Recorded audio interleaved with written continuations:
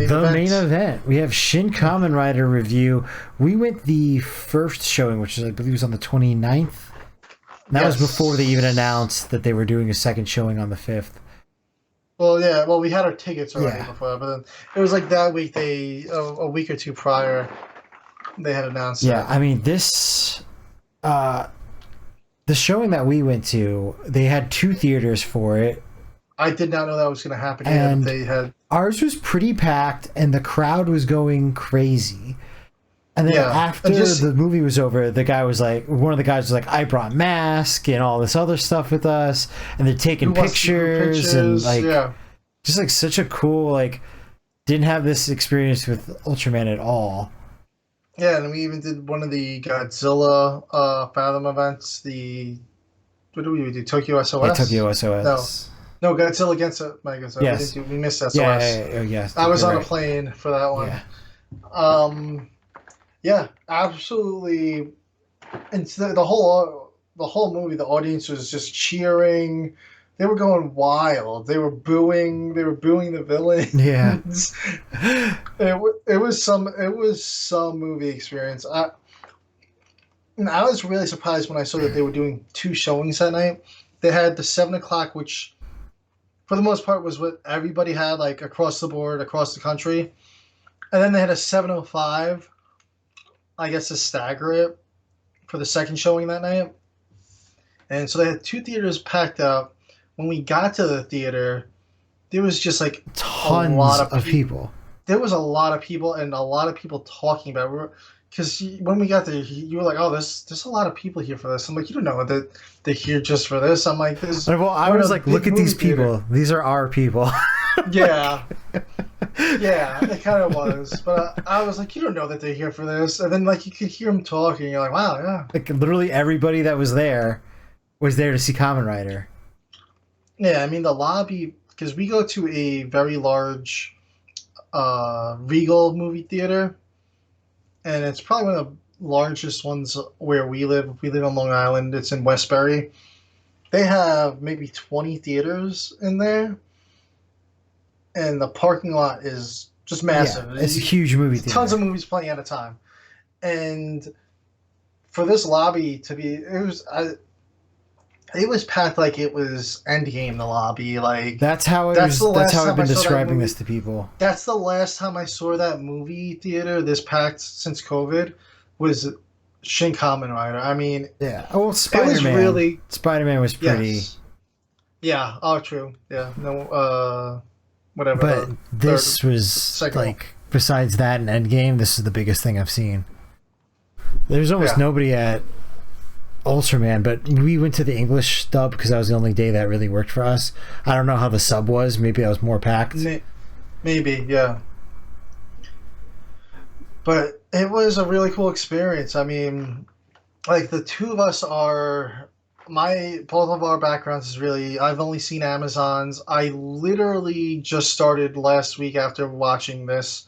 I started watching Kamen Rider Black. I watched the first 2 episodes. And that's all my experience with Kamen Rider, honestly. So going into this, we were super new to it. I mean, we definitely didn't get a lot of the references and callbacks to the original series. No. Although I know a lot of, from what I've read, a lot of this movie is actually based on the manga that was based on the original series. So to get a better idea on some of the story for this, I think I'm going to, I've been putting off for a while. I'm like, I want to pick it up, that Kamen Rider manga collection that they put out. I'm going to pick that up. I think it's only like $23 for that. And it's like hardcover. I think I'm going to read that to get a little more insight on this movie. Yeah. So while we are calling this a review of Shin Kamen Rider, we're by no means pretending to be Kamen Rider know-it-alls or pretend that we know even the slightest bit Consider about this it. a Kamen Rider noob review. Yeah, like this is just an outsider watching the movie and being like, okay, this is really cool. We're not even really going to get too super heavy on plot here because we probably missed so many references and everything. It wouldn't even really be too much worth it. We will talk. I mean, I'm willing to at least talk about. I mean, if you want to talk about plot, we can do plot. It's a very Yeah, I mean basic plot. it It's not a very is. complicated story whatsoever. Um, it's kind of really weird because it's like maybe like three little like 7 minute shorts, and then it goes into like the plot of the movie where it's like the longer plot. Yeah. So like, it opens up with that clip that probably most of you have seen online. The opening scene with the motorcycle chase on the highway. Uh, the motorcycle crashes. The girl falls off the cliff, which is our co-star Ruriko Midorikawa.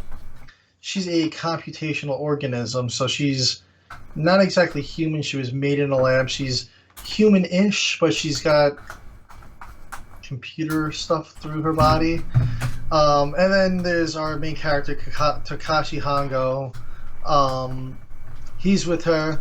She apparently is broke him out of the Shocker lab. She's saving him Yeah. because they want to use him as a weapon against humanity. So she breaks him out of the lab. They crash. She falls down, and this spider augment is about to kill her because it's his job to assassinate all the traitors of Shocker. And then Kamen Rider appears at the top of the mountain, and he jumps off this mountain and just punches these two Shockers. He just beats all these Shocker agents to a bloody pulp. Very, And very there's bloody. no, that's actually later on in the fight. So he kills all these guys. He fights the spider augment. The spider augment retreats, and he retreats with Ruriko to a cabin, and it cuts to him now in the bathroom. He's still got the helmet on. He's like, "What is this? What am I?" And he like rips the helmet open, and you can see his face is all like bugged out. Then he takes his gloves off. You see he's got like a buggy claw-like hand, and he comes out of the bathroom and is like, "What am I?" I'm like, "Oh, you gotta release your prana," and they push a button on the belt, and like he becomes human again. And the professor Midorikawa explains how he had helped create the augments and he helped make him. He's going to be the savior for humanity right now to fight Shocker and prevent the augments and Shocker from changing the world, taking over the world. Um, and then some spiders appear, and the professor is quickly killed. And his last request is for him to protect Ruriko, and he's still untransformed. The spider blows up the house while taking Ruriko with him, and he survives the explosion. He's about to kill Ruriko back at this dam. He appears, they fight, and we get a kind of uh, rehash of the original Kamen Rider intro with him fighting the Shockers that you could see after a spoiler alert after the movie. It's not really much of a spoiler. After the movie, they play the original Kamen Rider intro. Yeah, So they you play can it see some next of to the the scene. routine. Yes. So it's pretty much this scene is a replay of the original Kamen Rider intro, and the music is even playing too throughout this whole fight scene. They fight. He takes out the spider augment, and then kind of the movie goes on. From there on, he fights a bat augment, a bee augment. There was a scorpion one, Yeah, but that was very short but lived.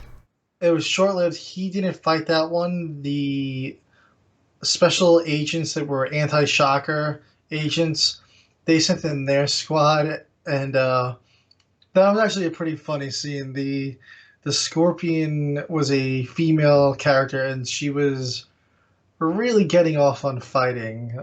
Yeah. And like it kind of cuts to them like to the man in the van watching the fight, and all you kind of hear is just moaning, and then eventually you hear like Like a her hail of like make bullets. one like a hail of bullets and like one final like moan.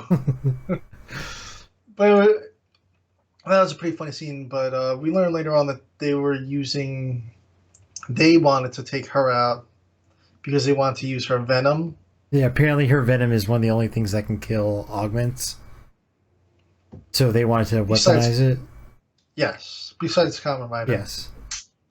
And did you want to take anything on here? I don't want to hog it all up Yeah, here. yeah. So one of the main things that is like a constant theme of this is sadness and happiness. And they always say, "Oh, the difference is one line on the kanji." So it's one of the main things is Hungo, who's the first Kamen Rider 1. He's not very happy with what he's doing. He's doing it out of his promise to the doctor to protect his daughter, and because he feels like it's the right thing to do. But he's not. Yes. He's not happy with all the killing and being basically used as a weapon. He's not super into that. As we see throughout this, he kills the bat. He spares the bee augment, and that's where it's revealed that they got the scorpion poison. So the bee augment does end up getting killed, and we get a bit of a break in the middle. And this is a lot of people's main complaint is like, "Oh, the plot comes to a screeching halt." It's like, no, they want to give you some backstory here about these characters, because Yeah. if he just finishes off the big bad at the end, it's a pretty empty movie, to be honest with you. Yeah. So we find out that she's we get more of like her like half computer brain, half human brain type of backstory. We learn more about his father, who was a police officer, and he died trying to save a hostage. And even as he was dying, he was trying to make sure that the guy that stabbed him was getting proper medical attention. He wasn't even worried about himself at all. He was like a real hero.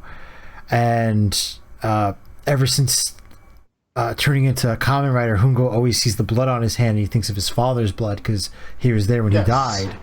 So he's like very like, he wants to be a hero like his dad, but he's not willing to kill, and which he will do it, but his dad wouldn't ever kill, so he feels super guilty about doing it. Yes. Moving along to the plot, we find out that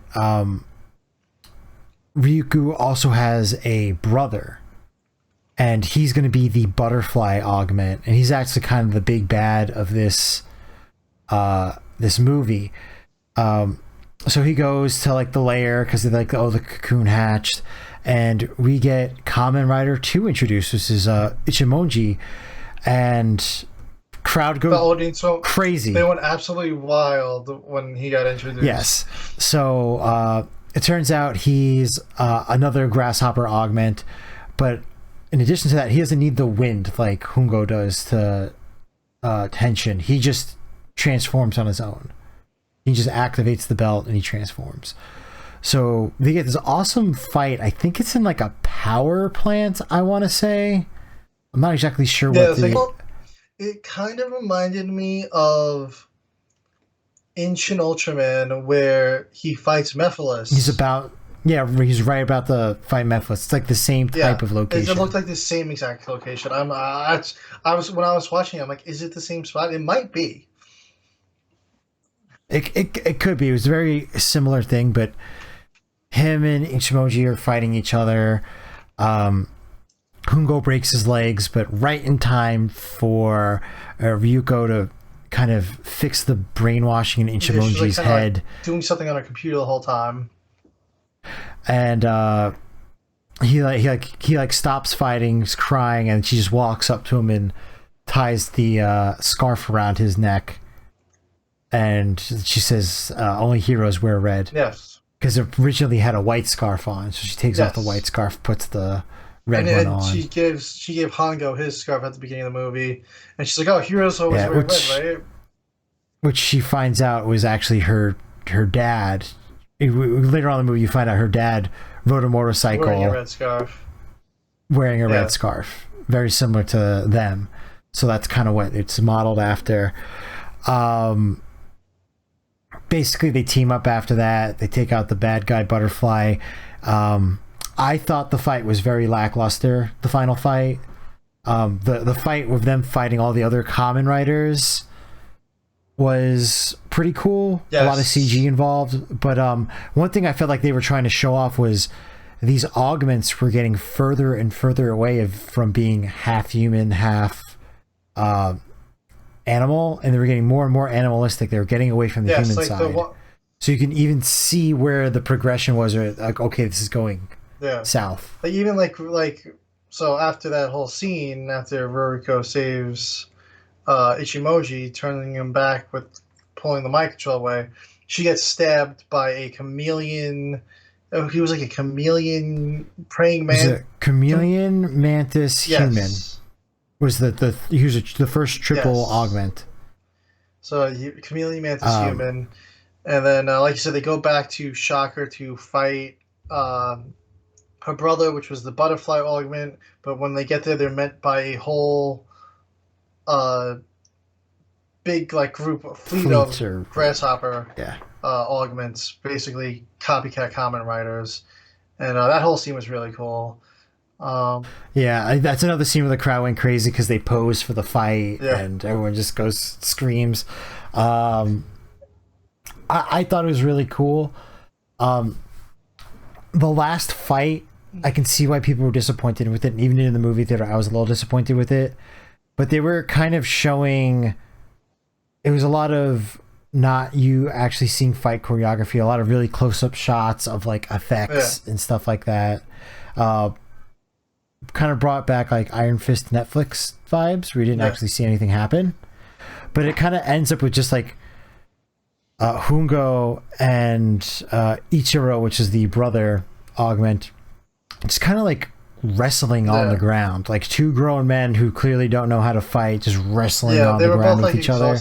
Like Ichiro was like so like OP at the beginning of the fight, but then like after time went by, I guess he got tired, his helmet got damaged. Yeah, he was disconnected from the prana, he was running low on energy. And another thing to just kind of give some insight onto Ichiro's motivations here is his mother was killed as a child, so he's kind of trying to stop people from killing each other. He's suffered a lot of loss. That's one of the other themes here. And so he lost his sister, his father, his mother. So he's the last in his family left. And one of Ruriko's plans to get Ichiro back was to have him put on this helmet, the Kamen Rider helmet, and it would store his construct in there. Sort of like... And that's where she was as well. Her consciousness was in there after she died. And when he's in there, he actually puts on the helmet and kind of sees her one last time. And he goes, she's trying to be like, listen, just come in the helmet, be in here. And I didn't realize at the time that Hongo had been seriously hurt. And he goes to her. It's kind of small in here. You didn't think I wouldn't notice that there's not room for three of us in here. So he's like, I've suffered enough loss. So basically he takes the helmet off, gives it back to Hongo, and he just dies. So he didn't want to live with watching Ruriko die, because if he went in there, she wouldn't be in there anymore. It was more of a trap for him. So he would rather die himself than see his sister die a second time. So he dies, and Hongo kind of disappears and dies as well. And Ichimoji picks up the helmet, takes it with him. Because his suit's almost completely destroyed from the fight. Because he headbutted Ichiro, and it split his helmet in two. So that was the end of his helmet. So he takes Hongo's helmet, puts it on, and Ruriko and Hongo are in there, and he becomes Kamen Rider 2+1. And he gets the suit from that when he was Kamen Rider 2 in the TV show. He gets that suit, that motorcycle. He rebuilds it. You get a reveal that like the two like Man in the Van characters were like the assistant characters from like the TV show. The crowd went crazy in the theater when they revealed the names. but it was like Tobei Taki, and Tachibana and Kazuya Taki. And the TV, yeah, the crowd went yeah, in the crazy when they TV heard series, they that. were Hongo's racing coach and FBI informant, and in here they're just like anti-shocker agents. But Yeah. One thing to note with them is that the actor who played Taki was the actor who played Shin Ultraman. So, little crossover there that's really cool. that you get. Yeah. But Um, another thing to note too, like we kind of left it out because like I kind of felt like it became like an abandoned plot point almost. So this whole thing started out. Ruriko made a AI called, I believe it was I, and now, or was it?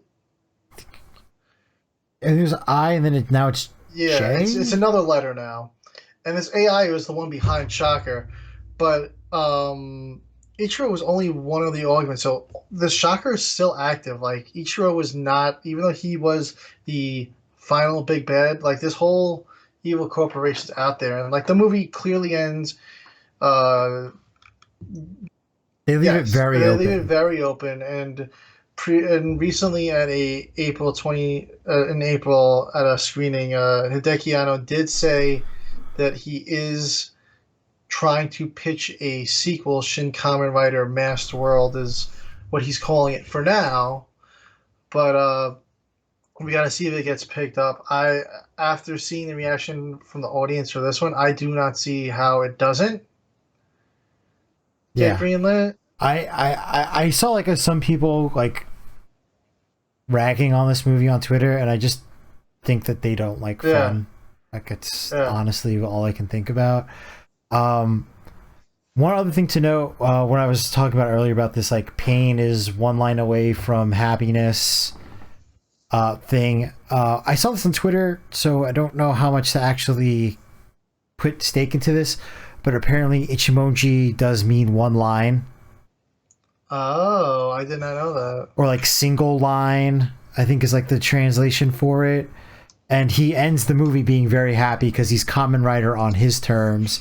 He's like, hey, Yes. I want to still be a photojournalist. I still want to help that way, but I'm going to be Kamen Rider. I am going to help you guys. He's like, but if we're going to do this, because he gets approached by Tobei and Taki about being the new Kamen Rider. He's like, if we're going to do this, we're going to do this my way.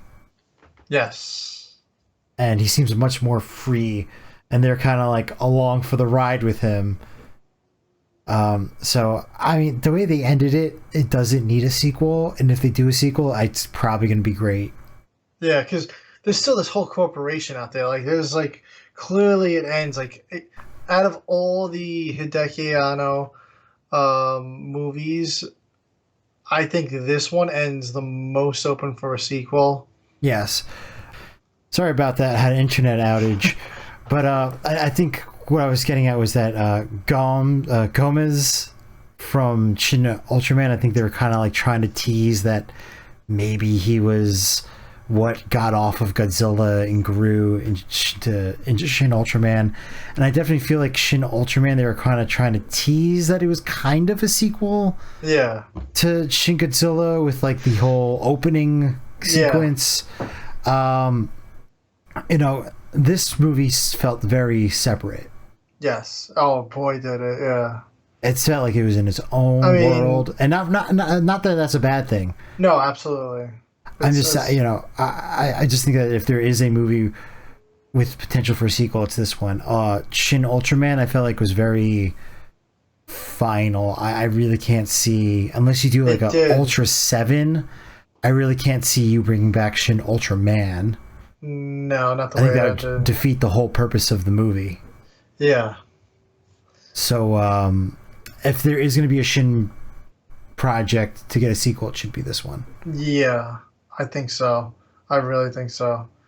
Yeah. Um, I I say even Neon Genesis was considered part of this Shin universe. The I don't know if the whole rebuild series was part of that or what, or if it was just the last movie for the rebuild.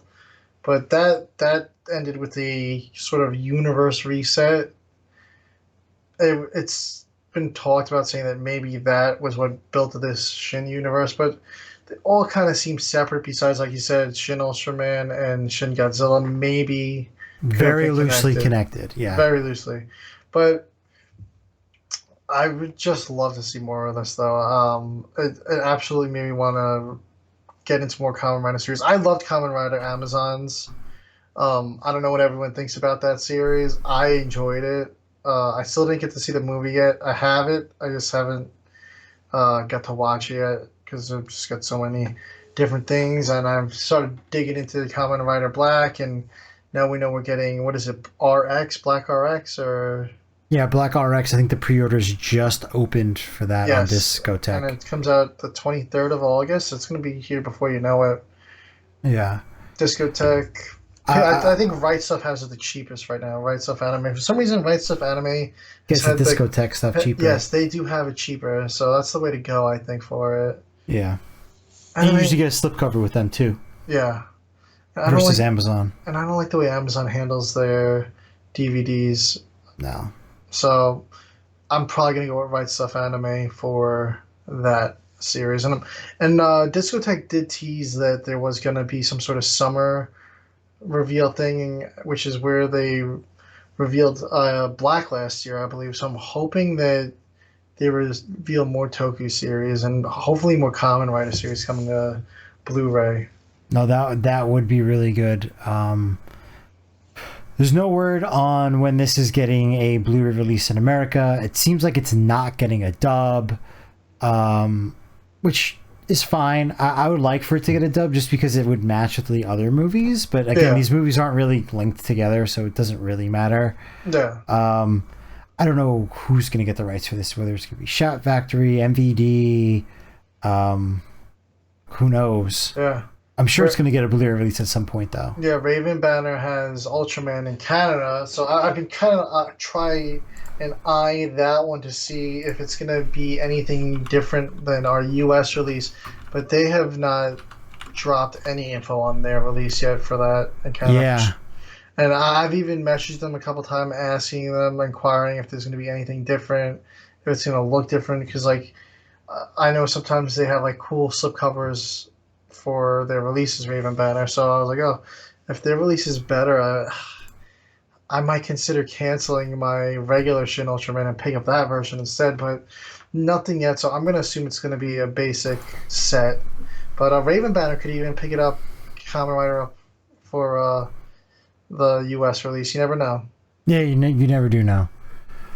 But yeah, did you have anything else you wanted to add at all, or No, I'm just looking forward to getting more Kamen Rider. Like I said earlier, this I don't know for sure, but from what I've read, that this movie is more tied to the character traits, or more tied to the Kamen Rider manga, which is available. Like I said, you could get it for $23, and it comes in a nice big hardcover book too, I believe, and it's pretty large for a manga. I mean, usually manga I picture a little tiny book like this, but I think it's like textbook size, almost like these Gorgo books behind me. yes? There's also a Super Sentai of the Go Ranger put out by the same company that's doing the Kamen Rider one. So I'm thinking I'm gonna be picking up those two mangas eventually, especially the Kamen Rider one after watching this movie. I just need more Kamen Rider in my life now. Yeah, and it looks like that Kamen Rider manga is in color too. Oh wait, some of it's color and some of it's black and white. All right, yeah, definitely worth picking up though, guys. So if you like this movie, if you're newbies like us, I would recommend picking that up based off what I've read about the movie. Yeah, I'm waiting for somebody to announce, hopefully Discotech, hopefully Shout Factory, that they're bringing Kamen Rider, the original series, to home media. Yeah, I'll stream it if I have to, but I really want to own it. So yeah, that's basically it. Hope you guys enjoy. Tell us what you think of this down below, and we'll catch you guys next time.